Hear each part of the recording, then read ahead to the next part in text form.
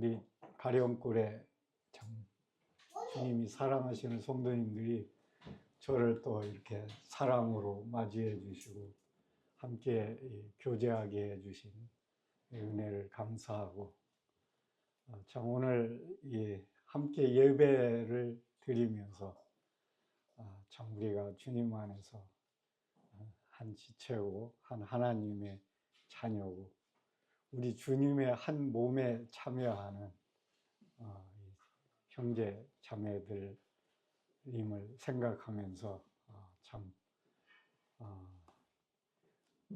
우리가 지금은 이 땅에서 서로 잘 알지 못하고 이렇게 교제하고 있지만 우리가 주님 앞에 가면 아마 주님 안에서 주님으로 말미암아 정말 우리를 이렇게 다 이렇게 밝히 알고 교제할 수 있는 이러한 관계다, 이런 생각을 하면서 참 감사가 됐습니다.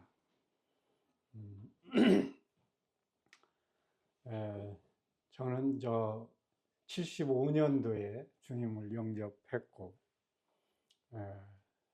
그동안에 여러 이 모임을 이렇게 거치면서 이렇게 주님을 섬겨 왔습니다. 그런데 이제 금년에 이제 만 80세가 되고 있고, 이제 주님을 영접한 지도 이제 한 50년째 이렇게 접어들고 있습니다. 이제 나이가 들어가면서 이제 주님을 만날 날이 이렇게 가까워 이렇게 오는 것을 이렇게 느끼게 돼요. 이제 언제 주님이 부르셔도 이제 주님을 만날 이런 이제 때가 된 거예요. 그러면서 한편으로 기대도 되면서 어떻게 주님을 만날까? 내가 어떤 모습으로 우리 주님을 만날까? 이러한 것에 대한 이렇게 생각도 이렇게 많이 하게 됐어요. 그리고 이렇게 주님 안에서 이렇게 그 한 형제 자매다, 그 하나님을 우리가 아버지로 모시고 있는 자녀들이다. 이걸 생각을 해보면 이게 지금 우리가 서로 떨어져 있고 잘 알지 못하지만 이게 우리의 관계가 이게 얼마나 놀라운 관계인가. 우리가 이 세상에서 가장 긴밀한 관계가 실제는 부부간이고, 부부간에는 촌수가 없다고 그러죠. 그리고 그 다음 관계가 관계예요. 일촌이에요.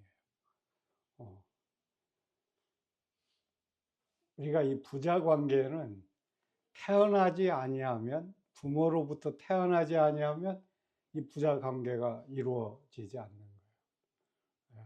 그 부모의 생명으로 태어난 거예요. 그리고 부모는 어때요? 자식에 대한 모든 이 양육, 교육, 또 이 모든 이 삶을 돌보면서 나중에는 뭐까지 줘요? 유산까지 준다고요. 이런 관계가 부자 관계예요. 이 부자 관계는 뗄래야 뗄 수도 없어요. 그리고 서로 정말 같은 이 유업을 나누는 이런 놀라운 관계예요. 근데 그 아버지가 누구냐? 하나님이잖아요. 하나님이 내 아버지다. 그런데 우리는 지금 이 땅에서 어떤 아버지를 만났냐? 이게 우리의 운명을 좌우하잖아요. 그 왕의 아들로 태어나면 왕위를 계승하게 되고, 재벌의 아들로 태어나면 그 기업을 계승하게 되고, 농부의 아들로 태어나면 그 농장을 계승하게 된다고요. 이 아버지와 아들의 관계는 이게 참 놀라운 관계예요. 근데 지금 우리는 그 하나님을 내 아버지로, 내가 하나님의 아들로, 지금 이 관계를 얼마나 우리가 잘 알고 있나, 보고 있나, 또 뿐만 아니라 그걸 지금 누리고 있나. 우리 성도님들이, 나는 하나님의 아들이야, 하나님의 딸이야. 근데 그 하나님은 뭐예요? 온 만유를 지으셨을 뿐만 아니라 만유를 운행하고 계시고, 또 만유 위에 계시고. 실제 이 하나님을 안다는 것은 우리 인간의 지식이나 학문으로 알 수 있는 게 아니잖아요. 이 하나님은, 하나님이 우리를 알게 해주지 않으면 알 수가 없어요. 그게 바로 계시를 통해서 알게 하는 거예요. 근데 이 계시는 결국은 성령을 통해서 오잖아요. 그러니까 우리의 이 신앙의 이 모든 문제가 우리의 이 영적인 시력이 어떤가에 이렇게 많이 영향을 받더라고요. 그런데 우리는 지금 우리 이 상황을 영적인 눈으로 보지 않고 이제 우리 이 육체로, 내 생각의 눈으로 이렇게 본다고요. 그러니까 하나님도 이 보이는 세계에서 하나님을 찾으려고 해요. 그런데 이게 지금 우리가 이 세계가, 보이는 세계가 있고 보이지 않는 세계가 있죠. 이 물질 세계, 과거, 현재, 미래가 있는 이 시간이 존재하는 이 세계가 있어요. 그리고 이 공간이 존재하고 공간의 제한을 받는 이 세계가 있어요. 이것을 우리가 물질 세계 또는 보이는 세계라고 그러죠. 근데 이 보이는 세계는 어떤 특징이 있어요. 과거, 현재, 미래가 있고, 성장이 있고, 또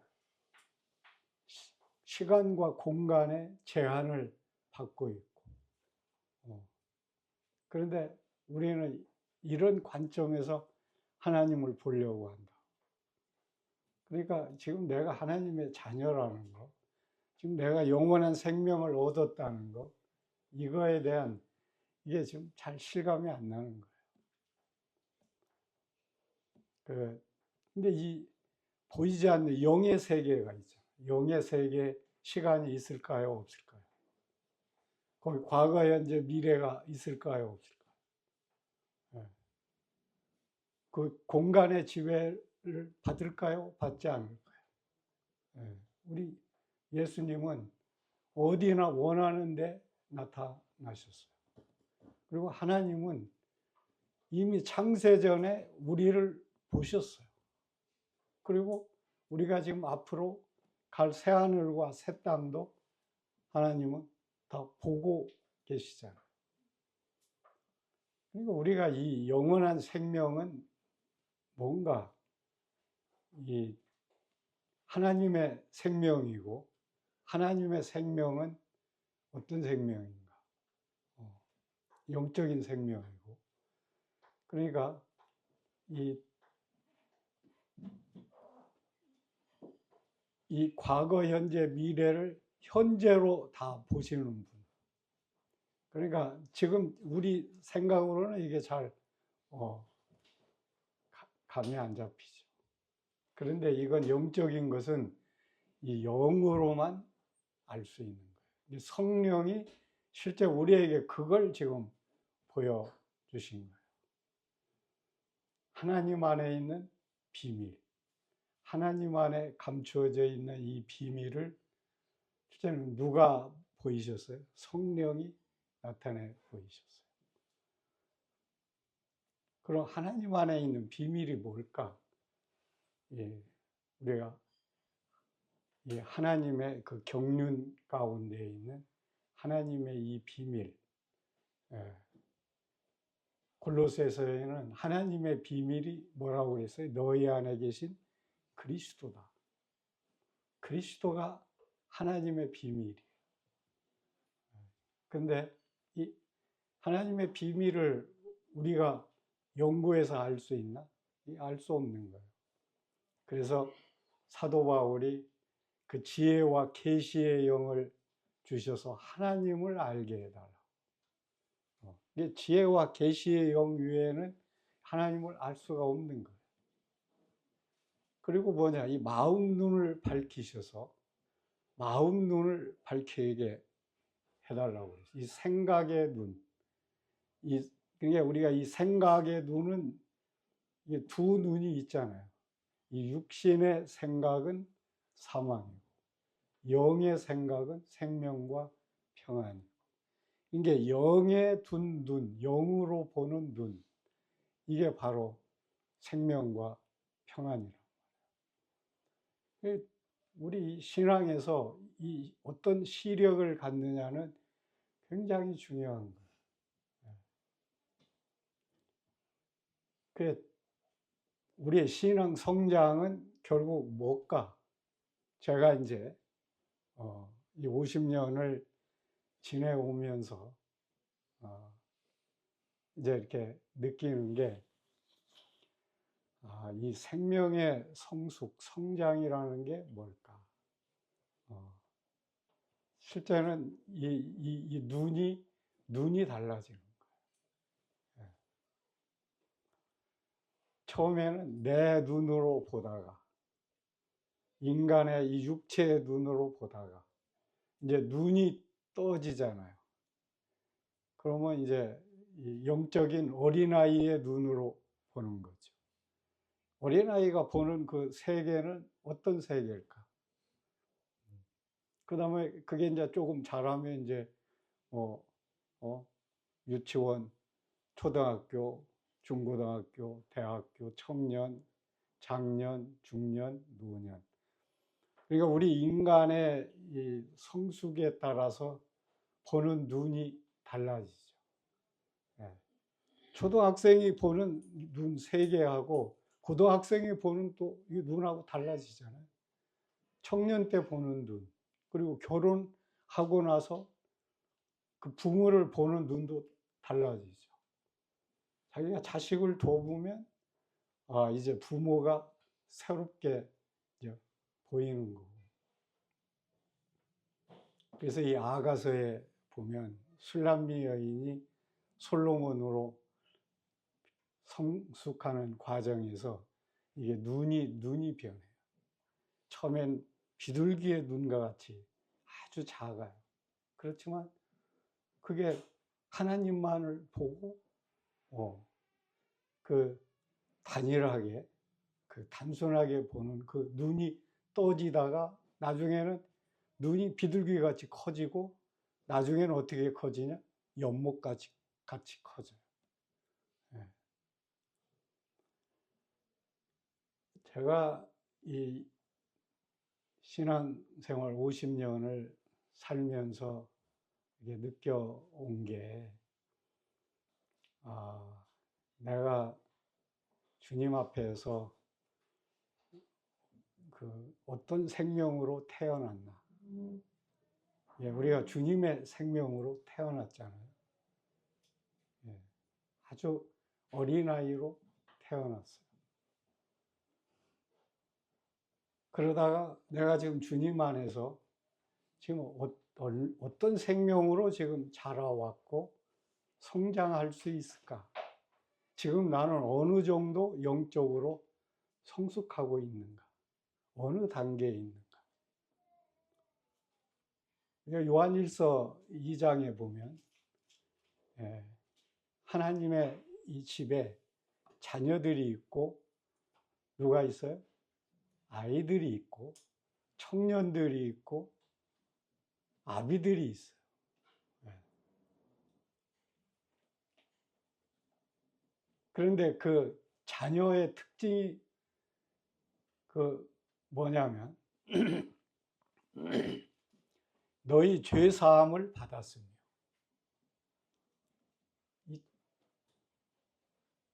그리고 아이들의 특징이 뭐냐? 너희가 아버지를 알았으며. 청년들의 특징이 뭐냐? 하나님의 말씀이 너희 안에 거하고 너희가 강하고 담대하여 악한 자를 이기었으며. 그 다음에 아비들의 특징이 뭐냐? 너희가 태초에 계신 이를 알았으며. 이 신앙 그 성숙이 그 다른 거예요. 그런데 제가 그것을 안 게, 이 태어난 생명은 자라는 것이구나. 그러면 어떻게 이 생명이 자라는가?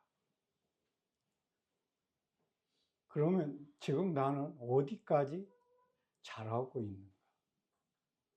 근데 이 성경을 그런 관점에서 보니까 이게 성장한다는 것, 자란다는 것을 사도 바울의 이런 그 서신서에서 이렇게 많이 강조하고 있어요. 너희가 은혜를 깨달은 날부터 이렇게 지금 자라오고 있다. 성숙한 관계로 자라오고 있다.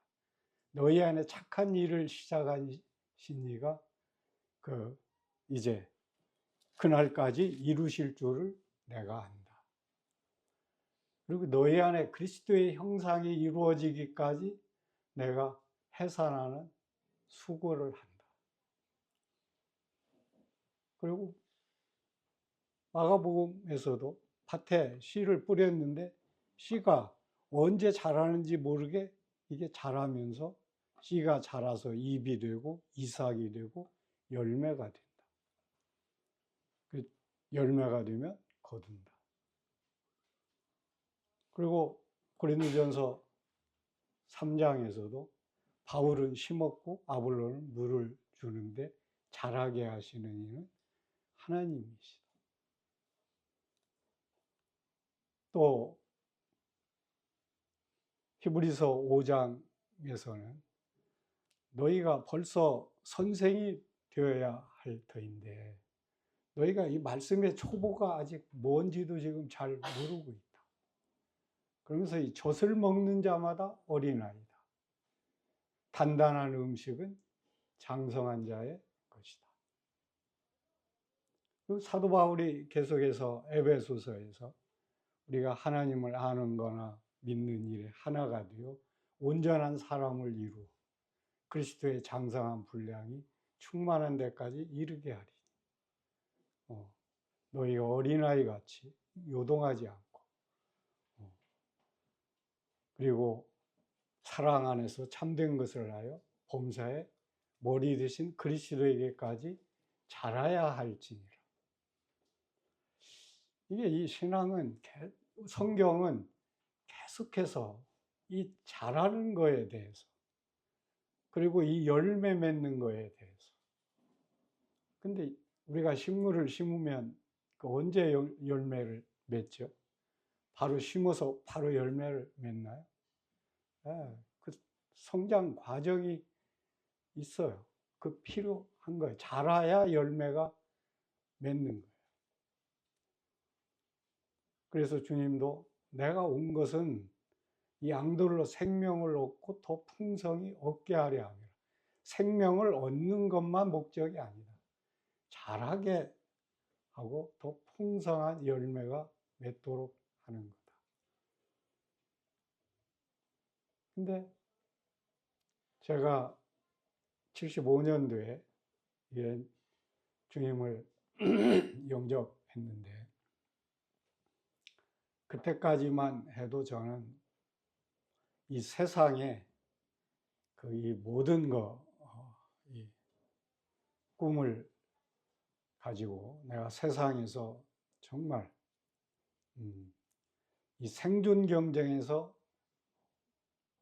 승리자가 되는, 생존 경쟁에서 이기려면 어떻게 해야 돼요? 실력이 있어야 돼요. 실력이 있으려면 어떻게 해야 돼요? 노력해서 이게 뭔가 성과가 나타나야 돼요.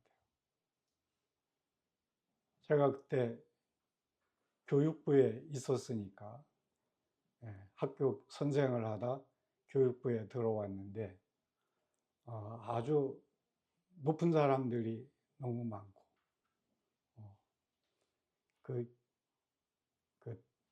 잘 사는 사람들도 많이 보고. 그런데 제가 너무 초라하게 보이는 거예요. 그래서, 내가 이래가지고는 안 되겠다. 내가 뭔가 고시라도 해서, 나도 이 대열에 들어가야 되겠다. 그때 고시 준비를 하려고 책을 전부 사가지고 시작을 했어요. 근데 그때 이제 친구가 교회에서 그때 노량진 교회에서 만나자고 그래서 이제 만나서, 그때 제가 술을 가지고 친구를 만나러 갔는데, 집에서 그 친구하고 교제를 하는데, 그 친구는 주일학교 때부터 장로교회 나갔던 친구예요. 근데 그때까지도 거듭나지 못했어요. 그러면서 이 하나님은 우리 인간의 지식으로 아는 것 같지가 않다. 우리가 인간이 아무리 노력해서 어떻게 하나님을 알겠냐. 그 인간이 노력해서 하나님 아는 게 아닌 것 같다. 개들이 노력한다고 사람을 알겠냐. 그건 개들이 아무리 노력해도 사람 모른다. 하나님도 마찬가지다. 하나님을 알려면 하나님이 우리를 알려줘야 된다. 그 얘기를 하는 거예요. 그러면서 한번 교회에 나오면 좋겠다. 그래서 교회에 나갔더니 이제 이런 만찬 예배, 노량진 모임의 예배를 보고 그 말씀을 증거하는데, 요한복음 3장 16절, 또 3장 6절에서 거듭나야 한다. 근데 처음 듣는 이야기인데, 이게 어떻게, 거기서 가장 저한테 들어온 게, 죽지 않고 영생을 얻는다. 그때 저는 죽으면 끝난다고 생각했거든요. 끝나니까 죽을 때까지 생존 경쟁이니까 어떻게 해서든지 이 경쟁에서 이겨야 되는 거야. 그게 이제 보통 인간들이 생각하는 거잖아요. 그때 제가 죽음을 넘어서는 어떤 길이 있다. 이게 저한테 들어와서 이제 교회에 나가기 시작했고, 믿으려고 했는데 이게 믿어지지 않고, 한 6개월을 믿으려고 성경을 읽고 했는데 안 믿어지고. 근데 나중에 기도해야 된다. 그래서 구원은 하나님이 해주시는 거로. 그래서 이제 열심히 기도를 한 거예요. 그런데 한 달쯤 됐을 때 이제 일본에서 전도자가 와가지고 전도 집회를 하는데, 맨 마지막 날에 이제 다윗 왕이 우리아의 아내를 범하고 그것을 숨기려고 했을 때 나단 선지자를 통해서 하나님이 경고를 하고, 그때 이제 다윗 왕이 시편 51편에서 내가 죄악 중에 출생했고 하나님의 목전에서 죄를 범했다. 이게 저한테 내가 죄인으로, 내 출생 자체가 죄인이었구나. 그리고 하나님의 목전에서 내가 죄를 범해. 하나님은 다 아셨구나. 하나님은 내 마음속에까지 다 아셨구나. 그러니까 이게 내가 죄인인 것을 고백하지 않을 수가 없는 거예요. 그때까지만 해도 아니 나는 그래도 양심껏 살고 있어.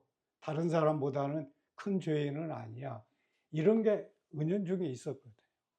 근데 그때 그 하나님 앞에서 보니까 아, 내가 정말 죄인이었구나. 그런데 이제 그때 주님이 십자가에 달리시면서 저들을 용서해 달라고 그러고 왜 나를 버리시느냐고 그러고 내가 다 이루었다고 그러고 그때 그래서 예수님이 하나님의 아들로 이 땅에 오셨구나. 그때 예수님이 십자가에서 죽으신 게 바로 내 죄를 사해 주기 위해서 죽으셨구나. 그 피로 내 죄를 씻으셨구나. 그때 이제 예수님이 믿어진 거예요.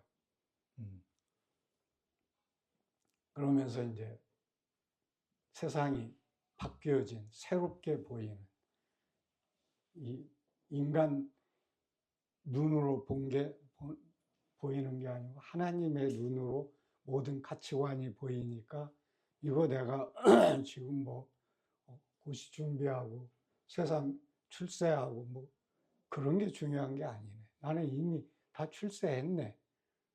하나님의 아들이고, 나는 그리스도와 함께 다스리는 자고, 나는 또 영원히 살고, 내가 뭐 더 추구할 게 있어. 나는 이제 그리스도로 사는 삶, 그리스도 안에 이제 상급을 쌓는 삶. 그래서 이제 교회에 전념하고, 뭐 이제 먼저 그 나라와 의를 구해야 되니까, 이제 뭐 직장, 뭐 이래 뭐 오락, 술, 담배 이런 거 다 이제 거절하고. 그러니까 금방 그 교회에서 인정받았어요. 한 2년 됐는데 노량진 교회에서 저를 집사로 청거했어요. 그리고 이제 4년 후에 제가 부평으로 이사 가서 이제 부평 모임에 교회에 참석했는데 거의 한 6개월 좀 돼가지고 거의 장로로 인정을 받고 1년 후에 거의 장로로 이제 청거를 받은 거예요.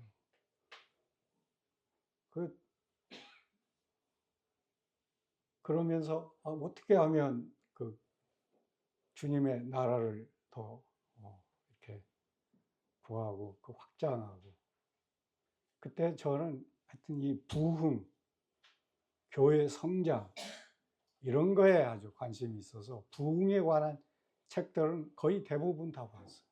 근데 그 책들마다 강조하는 게 뭐냐? 기도예요, 기도. 그래서 기도해야지. 그래서 새벽 기도, 철야 기도, 금식 기도.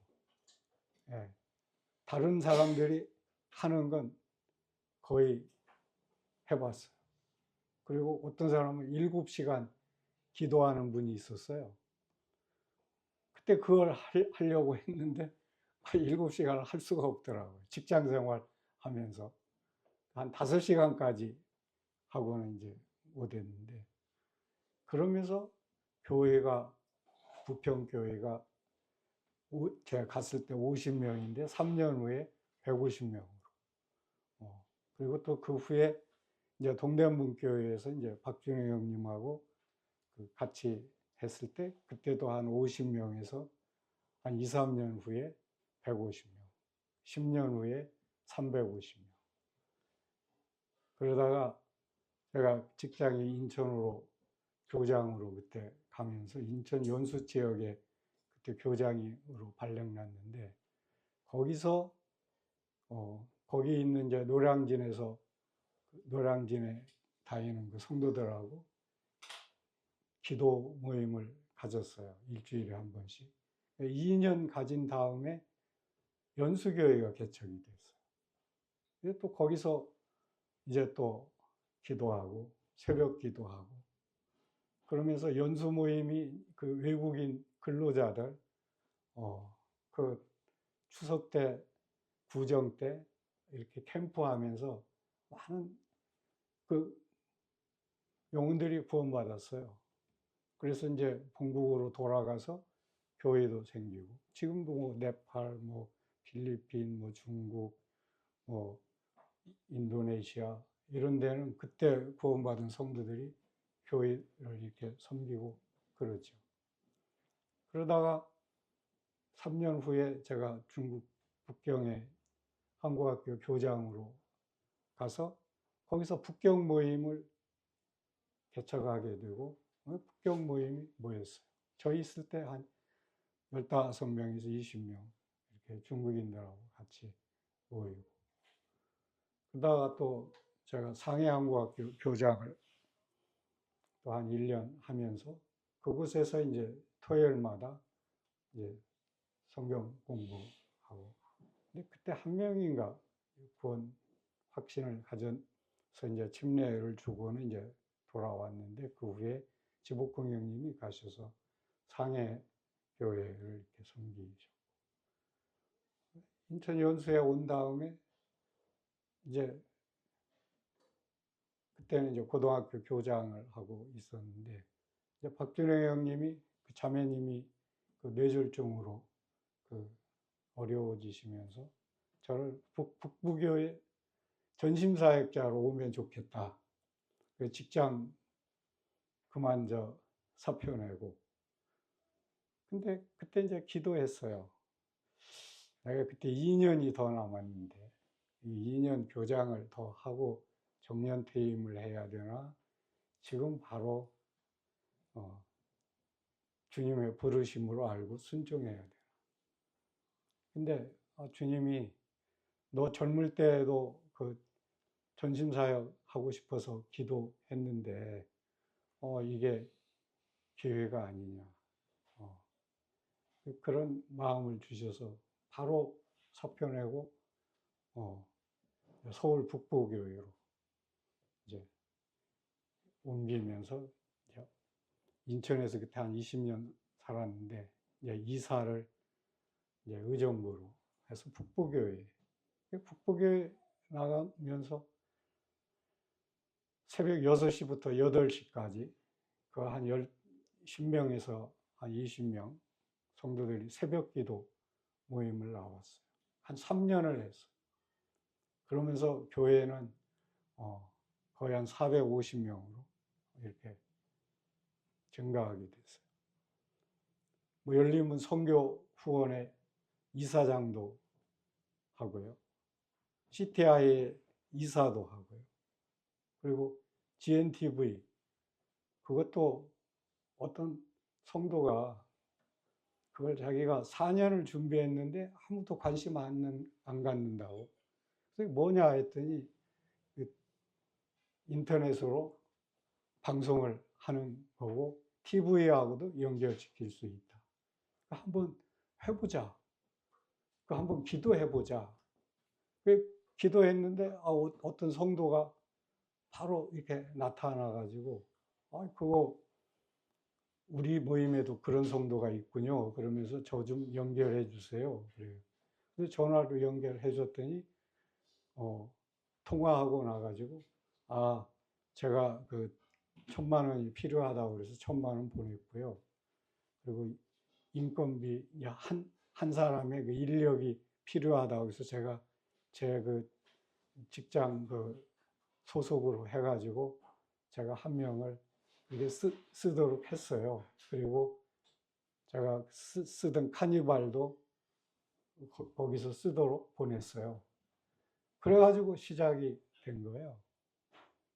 그래가지고 이제 전국에 이제 각 지역에 그 일꾼들 5명을 모아가지고 기도하면서 준비하고, 그리고 나중에 발기인 대회하고, 그 다음에 이제 이사회 구상하고 해가지고 했는데, 그 주님이 지금 이제 축복하셔서 많은 콘텐츠도 있고 또 세계 여러 말로 지금 다 되고, 내년에는 우리말 콘텐츠가 바로 원하는 그 나라의 그 언어로 직접 이게 통역이 된대요. 근데 지금 세계 그 브레드렌 교회가 한 뭐 많은데 각 나라의 TV 방송 가지고 있는 나라는 우리나라예요. 그러니까 이제 그러면서 이제 서울대학로 교회를 2011년에 개척을 했는데 그때 이제 국제교회로 개척을 한 거예요. 외국인들도 같이.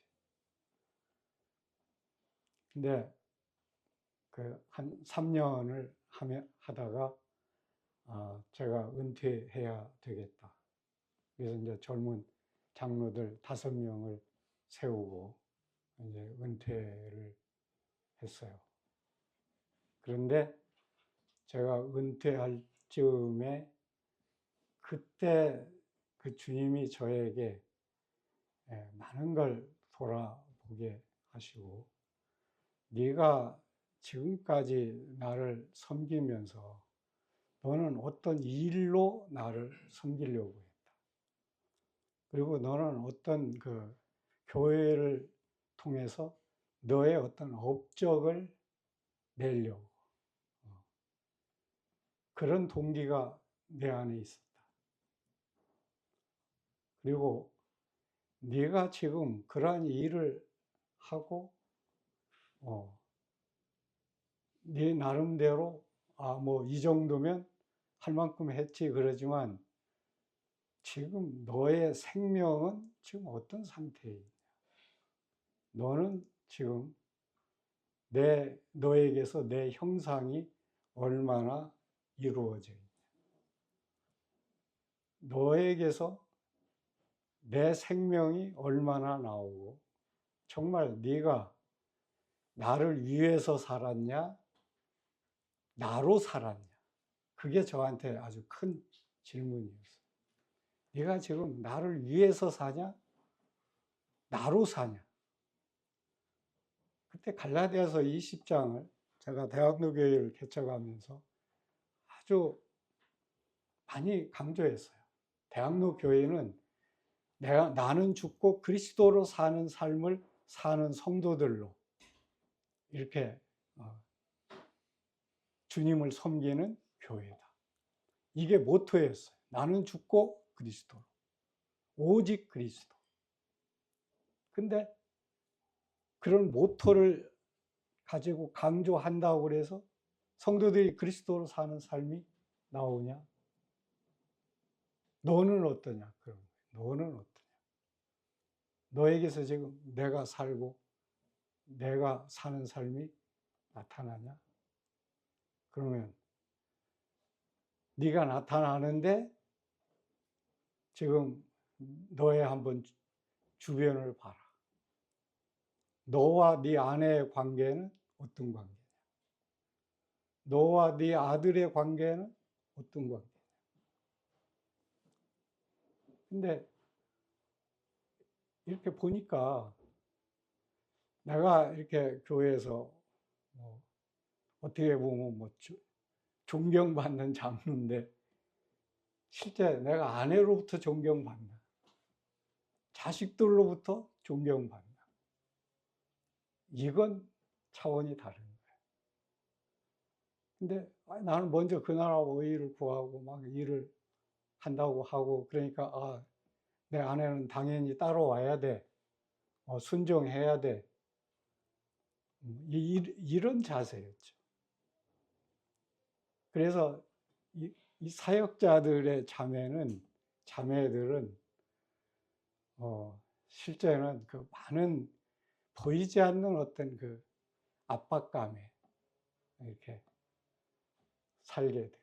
또 자식들도 그래요. 아버지가 장로고, 그런데 자식들은 당연히 이 교회에서 잘 섬기는 본도 보이고 신앙도 좋아야지. 또 아버지도 너희들이 이 아버지의 체면을 봐서라도 그렇게 하면 안 되지. 이제 이런 생각이 있는 거예요.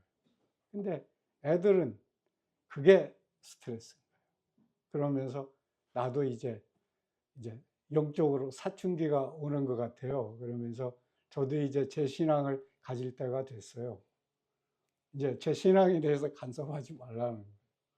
그런데 이 아내는 그럴 수도 없잖아요. 그래서 저는 이 사역자들의 자매들이 그 보이지 않는 그 남편이 어떤 막 앞장서서 일하면 할수록 그 감당은 아내가 많이 부담을 갖게 돼요. 그러면서 제가 지금 내가 아내를 사랑하고 있나? 그 사랑은 어떤 사랑이야? 그리스도의 사랑으로 사랑해야 되는데. 그럼 그리스도의 사랑이 어떤 사랑이고 어떻게 해서 나와? 그게 걸린 거예요. 근데 그리스도의 사랑해야 된다고 해서 사랑이 될까요? 안 될까요? 내가 아내 사랑해야 된다고 해서 사랑이 돼요? 안 돼요? 사랑은 그 특성 자체가요. 하나님의 생명의 본성이에요. 하나님의 생명의 본성이에요. 그 생명에서 나오는 게 사랑이에요. 근데 그 생명이 자라지 않으면 그 사랑이 나올 수가 없어요. 그게 하나님의 사랑의 특징입니다. 사랑이 성령의 열매인 거예요. 그런데 내 생명이 자라지 않은 거예요. 제가 어떤 일이나 어떤 이런 것은 업적이 있는데 제 생명 자체가 그리스도의 장성한 분량으로 자라지 않은 것을 보게 된 게 실제는 제가 몇 년 전부터 한 4, 5년 전부터 그때 이제 보게 됐어요.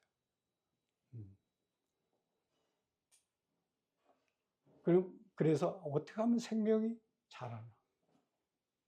우리 육체 생명이 자랄 때 어릴 때부터 어떤 과정이 있잖아요. 어린아이는 어떻게 젖 먹죠.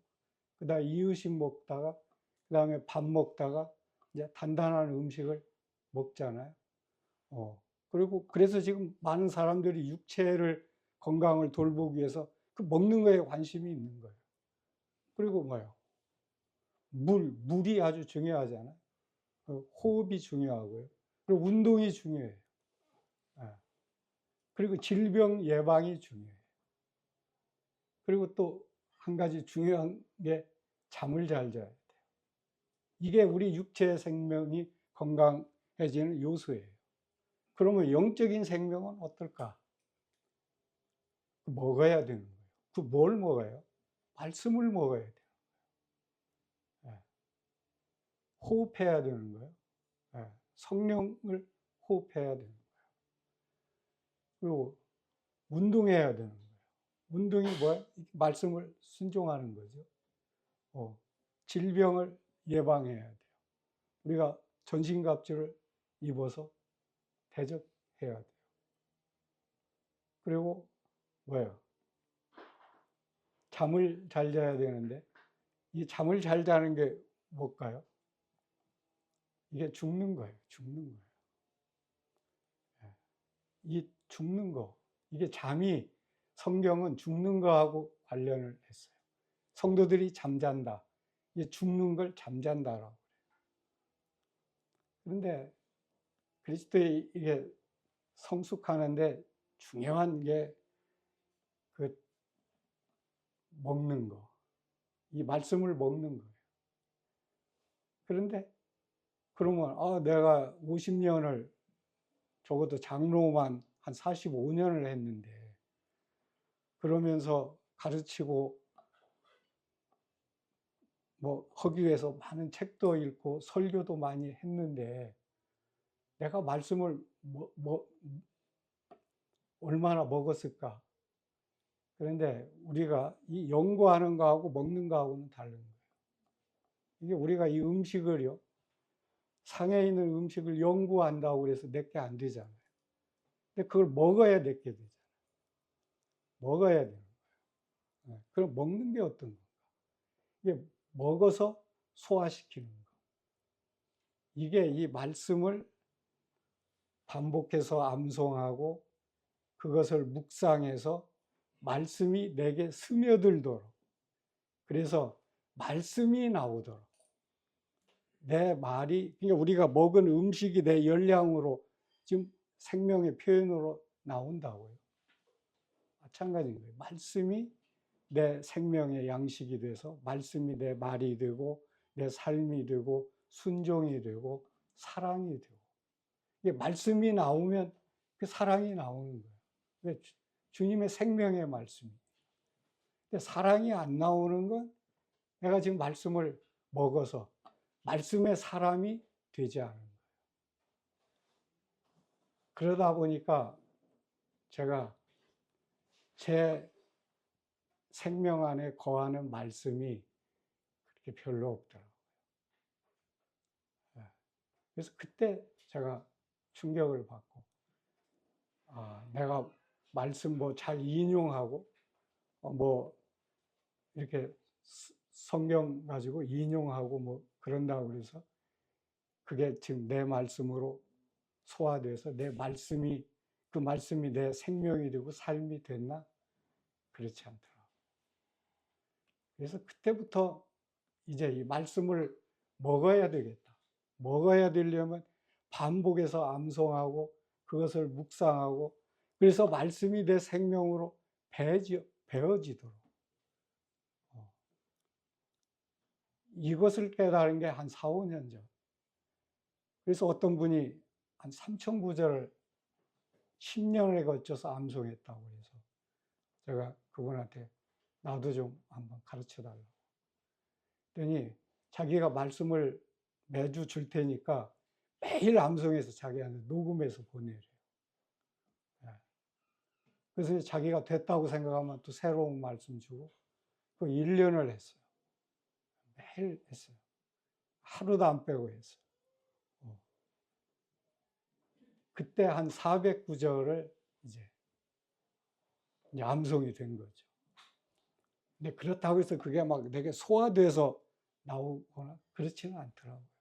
그런데 그게 이미 들어오니까 그게 이제 자꾸 이렇게 퍼쳐나가면서 그 관련 있는 이 말씀들과 이렇게 연결이 돼서, 이게 말씀을 먹는 거구나.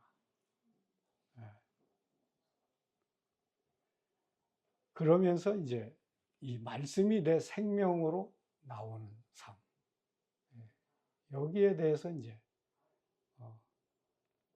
관심을 갖게 되면서, 그래서 이 지금도 이제 지금은 말씀을 연구하고 가르치려고 그러지 않아요. 그냥 내가 먹고 싶은 그 말씀 먹고, 그 한 말씀과 관련된 다른 말씀들 관련해서 이렇게 이제 먹으면서 지내는데, 이 중요한 게 실제는 이 생명의 성장의 특징은 사랑인 거예요. 생명이 자라면 거기서 나오는 변화가 그게 사랑인 거예요. 이게 사랑은 생명의 표현인 거예요. 그러니까 사랑을 내가 하려고 해가지고 사랑을 할 수 있는 사람이 저는 없다고 봐요. 그건 내 의지에서 나오는 건 그건 사랑이 아니에요. 사랑은 주님의 말씀에서, 주님의 생명에서 나오는 거다. 그래서 저는 우리 성도님들이 정말 이제 이 생명이 자라는 거, 여기에 우리가 관심을 집중해야 된다. 그런데 이 생명은 먹고 마시고 호흡하지 아니하고는 자랄 수가 없다. 이게 사람이 떡으로만 사는 게 아니고 말씀으로 산다. 그러면서 이제 우리가 말씀이 이러니까 순종해야 돼. 이렇게 해가지고는 순종이 나오는 게 아니에요. 말씀 자체가 나올 때 이게 순종이 나타난다. 특히 이 부부간에 참 중요하다고 생각해요. 우리의 신앙을 점검할 수 있는 바로메타는 이제는 부부예요. 그 다음에 자녀들과의 관계예요. 여기에서 나타나지 않으면 실제는 어떤 면에서 보면은 일종의 가식일 수 있다. 그러니까 남편이나 아내를 변화를 가장 잘 알 수 있는 건 부부간이다. 그래서 실제 그 부부간에서 그리스도가 나타날 때, 그리스도로 사는 삶이 나타날 때, 저는 서로를 변화시킨다고 봐요. 순종이, 실제 아내가 순종하든 남편이 사랑하든, 남편이 정말 그리스도의 사랑이 나오면 아내의 순종이 나오지 않을 수가 없어요. 근데 아내에게서 정말 그리스도의 순종이 나오면 남편이 변화되지 않을 수 없어요. 왜냐하면 그리스도가 나오니까. 그러면서 그리스도가 비칠 때 우리는 빛이 되어서 우리가 어두움인 것을 깨닫는 거예요. 지금 부부간에 둘 중에 하나가 그리스도를 비치고 나타나면 저는 둘의 관계는 그리스도로 이렇게 나아갈 수 있다. 저는 그렇게 봐요. 실제 자식 문제도 결국은 자식에게 문제가 있는 게 아니에요. 부모에게서 그리스도가 나타날 때, 그리스도의 사랑이 나타날 때 자식들이 그 그리스도를 보는 거예요. 그러면서 자기들의 어두움을 보고 빛으로 나오게 돼요. 우리 이 교회에서도 마찬가지인 것 같더라고요. 저는 성도들에게 이렇게 말씀을 순종하고 서로 사랑하라고 하지만 그렇게 해서 이 사랑이 되는 게 아니잖아요. 사랑은 그리스도의 생명이 자라서 그리스도에게 생명에서 나오는 게 사랑이에요. 근데 생명이 자라지 않았는데 사랑하라. 실제는 그게 율법인 거예요. 이 율법은 하나님의 말씀이 이러니까 이것을 순종해야 돼. 네 의지를 다해서 순종해야 돼. 그게 너의 의지인 거예요. 우리는 옛사람이 죽었다. 내가 그리스도와 함께 십자가에 못 박혀 죽었다. 그때 죽을 때 뭐가 죽었어요? 생각, 의지, 감정이 죽은 거예요. 이 의지가 죽은 거예요. 생각도 죽은 거예요. 그러면 그리스도가 살면 어떻게 돼요? 그리스도의 생각과 의지와 감정이 그리스도로 변화되는 거예요. 그 의지는 내 의지가 아니고 이건 그리스도의 의지가 되는 거예요. 그때 우리가 순종할 수 있는 거예요. 그 순종의 근원은 그리스도인 거예요.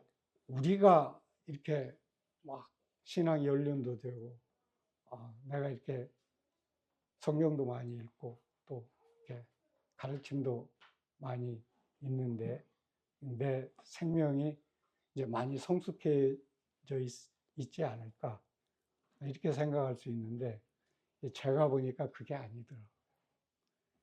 생명의 성숙은 먹는 거, 마시는 거, 호흡하는 거, 그리고 죽는 거에서 오는 거예요. 십자가를 짊어진다는 게 뭐예요? 내가 죽은 걸 짊어지는 거죠. 내 옛사람이 죽은 걸 짊어지는 게 이게 십자가란 말이에요. 죽으면 거기서 그리스도가 사는데 결국은 이걸 죽이지 않고 내가 하려고 하니까 결국은 못하는 거예요. 이게 결국 내가 나오는 거예요. 그러니까 인정받고 싶은 거예요. 우리는 신앙에서 제일 저는 그 두려운 것 중에 하나가 뭔가 어떤 공적을 쌓으려고 하는 이 공적을 가지고 어떤 하나님 앞에 상 받으려고 하는 그게 실제는 불교나 이게 다른 종교예요. 이게 공적 쌓아가지고 뭔가 나중에 내세에 좋은 걸 얻으려고. 근데 우리 기독교는 그게 아니라 우리 생명의 성숙이에요. 그 생명은 어떤 생명이냐? 그리스도의 생명이 내게서 얼마나 자라냐는 거예요. 그래서 그 그리스도의 생명이 나를 통해서 살고 나타나냐. 그 형상으로 변화되냐. 우리가 주님 나라 가서 상급 받을 때 그 상급의 기준이 뭘까? 내가 막 영혼을 막 많이 인도했어. 막 교회를 많이 개척했어. 선교를 했어. 예.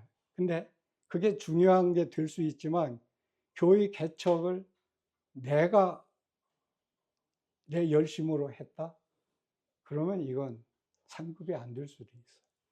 그리스도가 내 안에 사는 그리스도로 했고, 그리스도로 선교했고, 그리스도로 교회가 부흥했고, 네, 그리스도로. 그러려면 내 생명이 그리스도로 자라지 않으면. 저는 어린 양의 신부가 어떤 자일까? 계시록 19장에 보면 어린 양의 신부가 세마포 옷을 입었고요. 또 한 가지 특징은 저들이 하나님의 말씀들이라고 그랬어요. 말씀들이다. 왜 어린 양을 그렇게, 어린 양의 신부를, 세마포 옷을 입었다는 것은 뭐냐? 그리스도의 옷을 입고 그리스도의 삶과 행동이 나타나는 거예요. 그건 그리스도의 생명에서 나오는 거예요. 그리고 말씀들이다. 이건 말씀의 사람들이에요. 말씀이 된 자들이다. 이 말씀의 사람이 되려면 말씀을 먹지 아니하고 되는 길이 없잖아요. 그러니까 우리가 이 신앙생활에서 우리 성도님들이 이 말씀을 먹는 게 얼마나 중요한지. 근데 이 젖을 먹는 거하고 말씀 먹는 거하고 달라요. 우리는 이게 젖과 단단한 음식을 구분하지 못해요. 젖은 뭐예요? 막 요즘 유튜브에서 많이 막 좋은 설교들 많이 이렇게 접하잖아요. 실제는 다른 사람이 먹고 소화해서 전하는 말들은 이건 다 젖이에요. 이게 강단에서 증거되는 설교는 이건 다 젖으로 보면 돼요. 아무리 잘 가르쳐도 그건 젖이에요. 왜? 설교자가 말씀 먹고 소화해서 지금 주는 거란 말이에요. 이게 젖인 거예요. 근데 젖을 먹는 자마다 성경은 뭐라고 그랬냐? 어린아이라고 그랬어요. 그거 먹어가지고는 안 자라요. 지금 뭐 대형교회 목사들 설교 얼마나 잘해요? 그럼 성도들 신앙이 다 성장했나요? 네. 계속 그 젖에 의존하는. 네. 젖은 내가 단단한 음식을 먹을 수 있도록 성장하는데 이게 아주 필요한 거예요. 이게 젖의 목적은 젖을 계속 잘 먹는 게 아니고 단단한 음식을 먹을 수 있도록 성장을 이끌어주는 게 이게 젖이라고. 그러니까 설교는 내 이 설교를 듣고 잘 순종해야 하면 신앙이 성장한다? 그렇지 않아요. 내 설교를 잘 먹고 잘 듣고 성도들이 직접 말씀을 먹어서 그 말씀이 생명과 삶으로 나타나도록 해주는 거예요. 이게 좋은 목자인 거예요.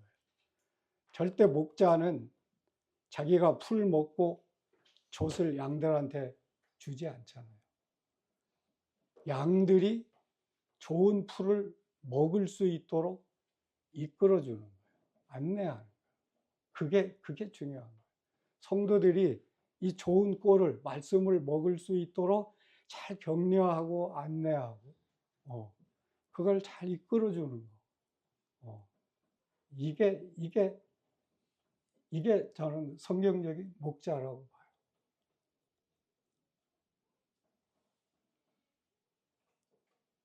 제가 이제 제주 모임에 이렇게 와서 느끼는 게 있어요. 실제 우리 김우종 형제님이 정말 제주도에 이 복음의 씨를 뿌리고 실제 참 이 교회들이 이렇게 태어났는데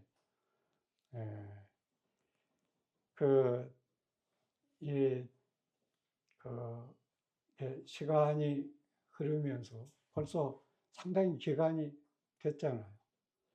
그러니까 이게 굉장히 장성해져야 되는 거예요. 히브리서에 있는 대로 다 선생이 되었어야 될 나이라고요.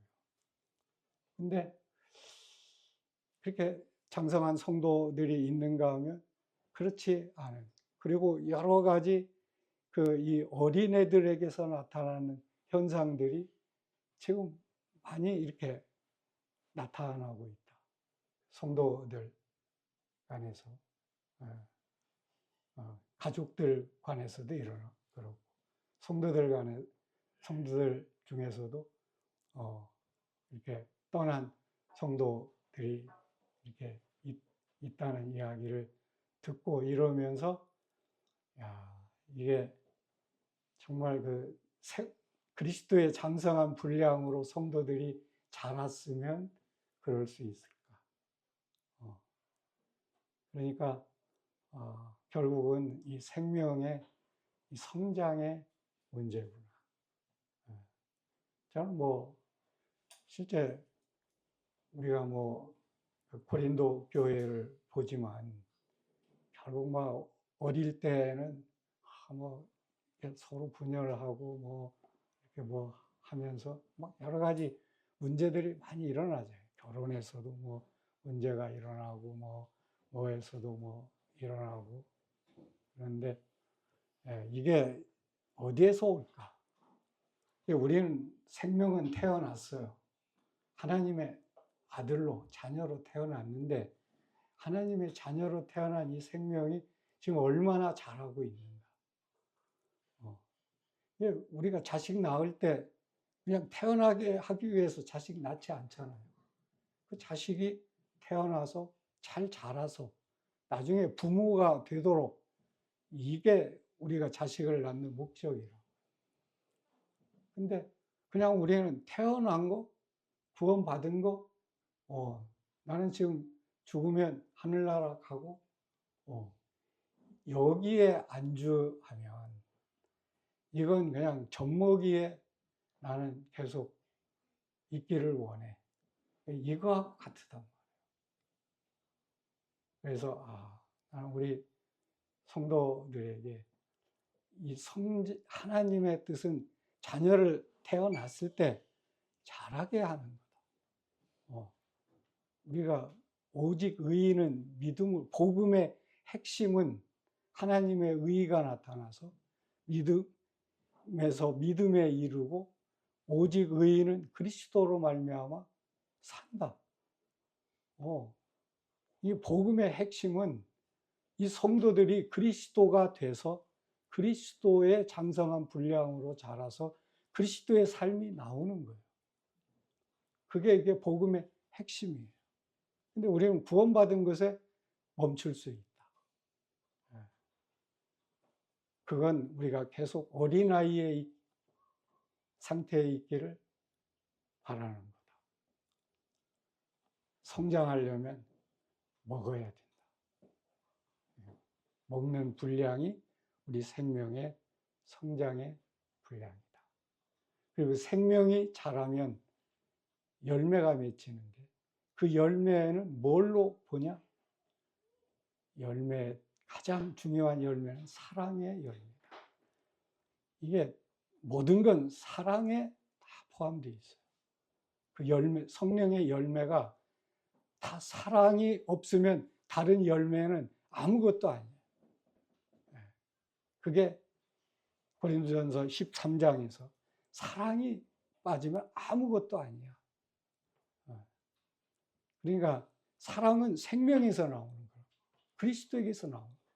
근데 그리스도의 생명은 말씀에서 나오는 거예요. 그러니까 저는 나중에 주님 앞에 가서 우리가 상급을 계산할 때, 저는 네가 얼마나 말씀을 먹고 말씀의 사람이 됐냐. 즉 말씀의 사람은 바로 그리스도예요. 그리스도가 영이요 생명이고 말씀이니까. 그게 우리 주님을 만날 지금 준비다. 이런 생각이 들었어요. 그래서 제가 이제 주님 만날 때가 가까워오면서 지금 제 자신이 얼마나 그리스도의 생명으로 자라고 있나, 어떻게 그 형상을 닮아가고 있나. 나는 아직도 어린아이구나. 아직도 아버지를 다 알지 못하고 있으니까. 그래서 베드로도 우리 주 예수 그리스도의 은혜와 저를 아는 지식에서 자라. 저를 아는 지식은 이런 어떤 말씀에 대한 뭐 분별 이런 지식이 아니고 저를 아는 경험이에요. 경험. 그리스도의 생명을 얼마나 말씀을 통해서 누리고 있냐. 이게 우리 신앙에서 중요한 관점이다. 그 은혜라는 게 뭐예요? 은혜는 그리스도예요. 그러니까 우리 신앙은 모든 게 그리스도인 거예요. 그리스도인 거예요. 우리가 사는 게 그리스도니.